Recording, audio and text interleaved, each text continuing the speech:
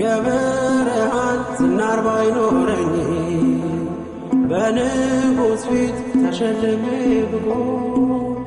በልጅሽ ነው ውበት የማማሩ በምልጃሽ ነው ስሜ መቀየሩ በልቤ ላይ ተነበበ ልጅሽ አሁን ስሜ ተጠርቷል በልጅሽ